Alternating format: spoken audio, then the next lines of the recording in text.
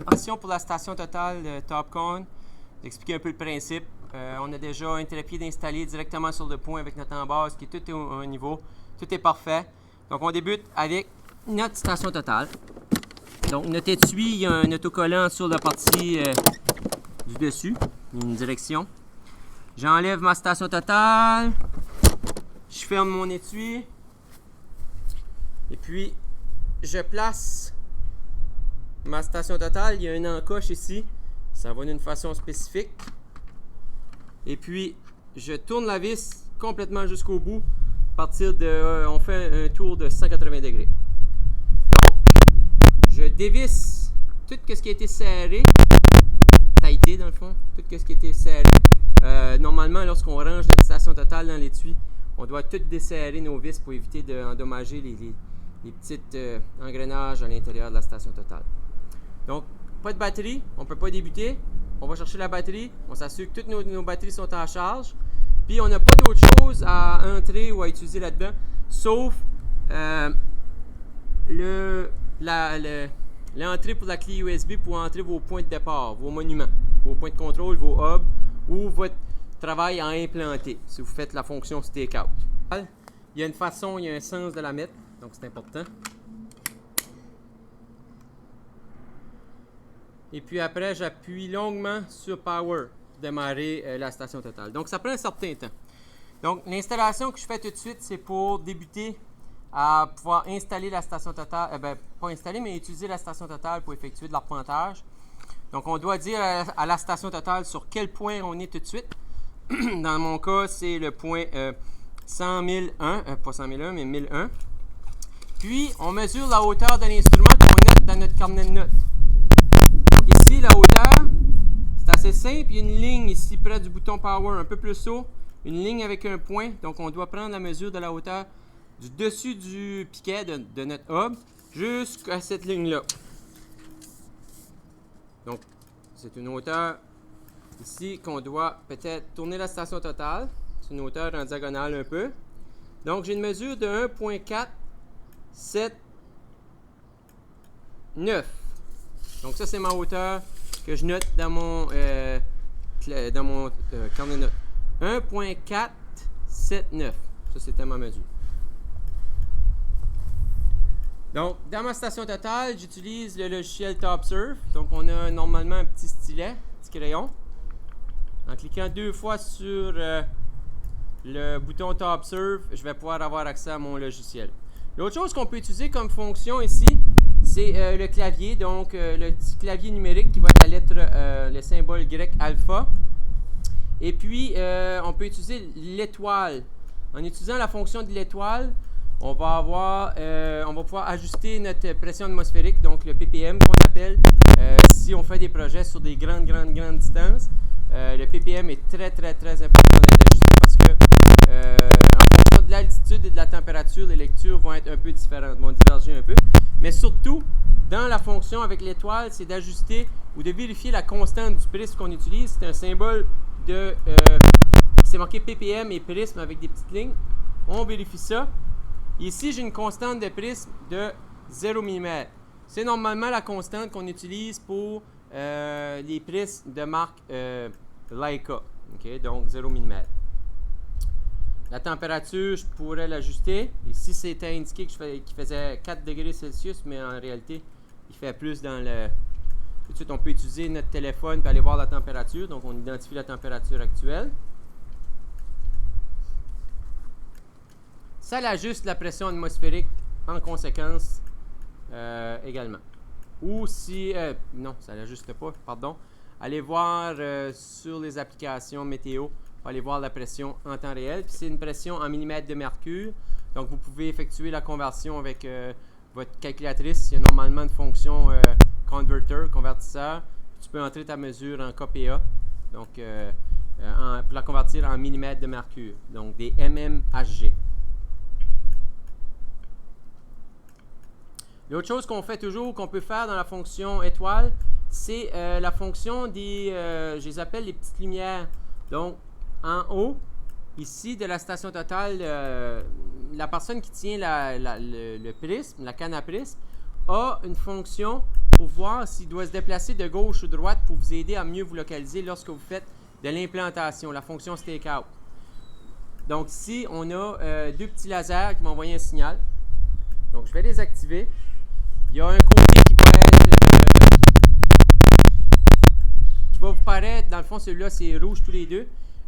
Tout dépendamment de l'endroit où vous êtes situé, ça va vous dire si je dois tasser à gauche ou à droite. Donc c'est difficile à voir à l'écran, mais lorsque moi je regarde comme ça, tout de suite, je dois voir les deux.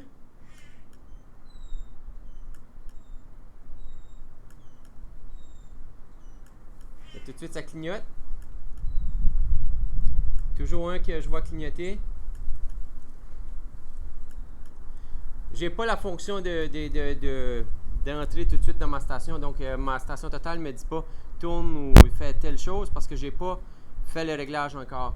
Mais vous pouvez voir que cet outil-là va vous être utile lorsque vous êtes dans un champ. Puis la personne qui opère la station totale vous dit tasse de tant de mètres au lieu de dire de se déplacer gauche à droite. Dans le fond, la personne qui tient la canne à prise va pouvoir s'auto-positionner à partir du rayon lumineux, mais le laser qui est envoyé là. Il y a seulement la profondeur qui va avoir un peu plus de difficulté à établir, mais avec un plan clé, un petit plan dans sa main, il va être capable de voir par rapport au point précédent, puis un ruban mesuré, comment bien se positionner. On fera des démonstrations sur le terrain avec ça. Donc, je suis dans mon logiciel TopSurf. Puis, je vais faire un nouveau projet, New Job. On va cliquer sur New. Le nom qu'on va lui donner, ça va être un nom qui va toujours commencer par l'année. Dans mon cas, ici, je marque l'année en cours. Donc, on va écrire les 4 chiffres de l'année. Et puis, après ça, on va écrire le nom du projet. Donc, ici, le projet, c'est Lab 1. Je clique sur le petit bouton vert carré, avec le petit carré, il va me donner mon clavier, donc Lab 1.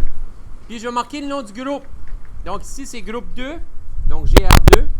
On ne met pas d'espace. GR2. Puis j'aimerais que vous indiquiez aussi les initiales de chaque personne qui fait le lab. Donc dans mon cas c'est MR. Marquez les initiales de tout le monde. Puis lorsque ça c'est fait, on appuie de nouveau sur le petit bouton vert pour enlever le clavier, puis on fait Create pour créer notre job. En même temps, lorsqu'on est là, on prend notre clé USB, puis on insère la clé USB dans la station totale on avait déjà un fichier TXT à l'intérieur avec les coordonnées de nos points de contrôle, nos hubs, qu'on a déjà pris ou effectués au préalable. Donc, si je ne les ai pas déjà d'entrée, je vais les entrer manuellement avant de débuter. Donc, je vais aller dans l'onglet Edit Job et Point. Puis après ça, je vais faire Add pour ajouter. Donc, dans mon cas, ça va être le point 1. C'est important, lorsqu'on utilise des points, on peut utiliser les fonctions Backspace, BS, pour effacer. Lorsqu'on utilise des points, de ne pas mettre de lettres. Donc, un point, c'est un numéro. Pas de lettres, pas de mots, seulement des chiffres. OK? Donc, ici, mon point, ça va être, excusez, Backspace. Je clique sur Alpha, là, j'étais en mode de texte. Je vais mettre 1. Le code, c'est un code qui est un hub. Je paye sur Alpha. Sur notre petit carré vert, pardon. Je vais marquer HUB. Voilà. Je reclique sur le carré vert pour enlever ma fonction de clavier. Et puis, j'entre la coordonnée. Donc ici, ma coordonnée, je l'ai établie, je ne vous la nommerai pas, mais disons que c'est la coordonnée 0,0,0, puis j'utilise Control Point pour dire que c'est mon point de contrôle. Je clique sur le petit crochet. J'accepte le code. Et puis, je dois au moins mettre mon point, ma visée arrière. Donc, ma visée arrière, ça sera mon point 2.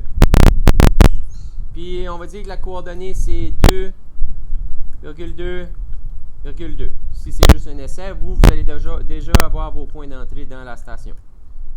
Donc, j'accepte ça en cliquant sur Enter.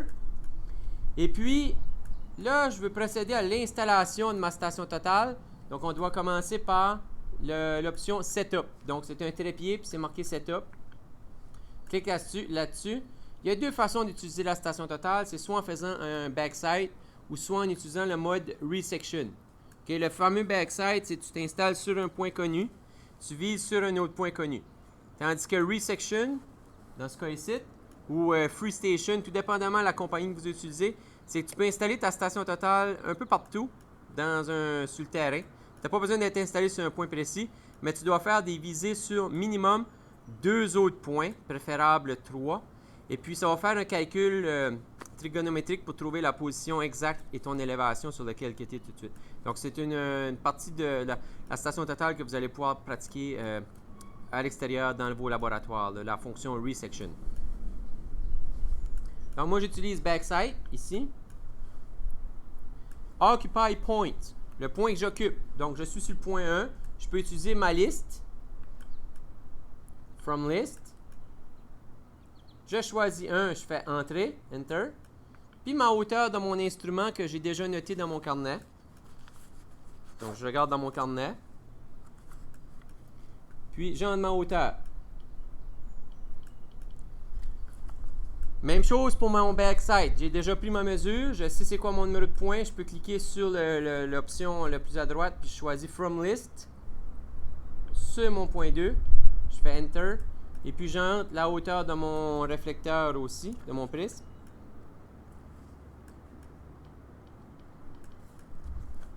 Voilà. Mon backside, c'est prêt. Maintenant, j'ai d'autres options dans le haut. Donc, j'ai l'onglet Setup, Measure, Data, puis Map. On va aller voir qu'est-ce que ça nous donne dans Measure. OK.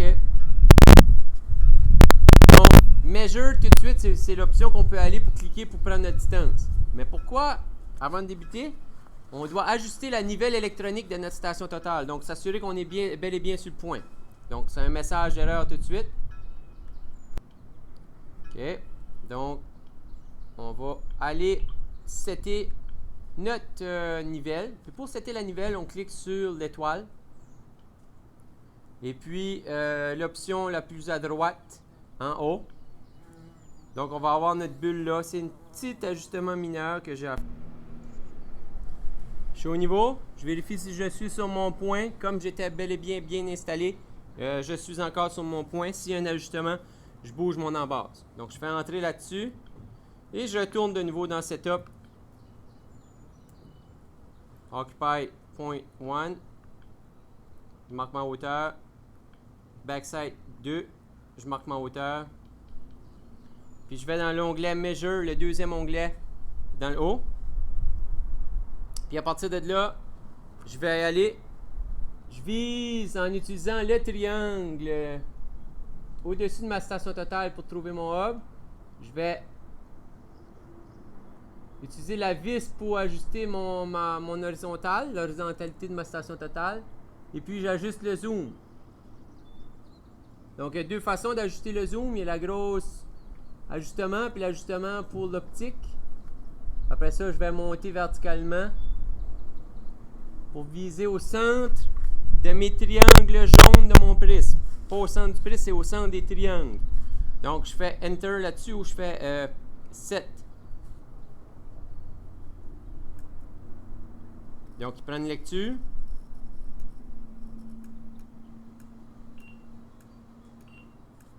Et je fais la petite disquette pour dire enregistrer.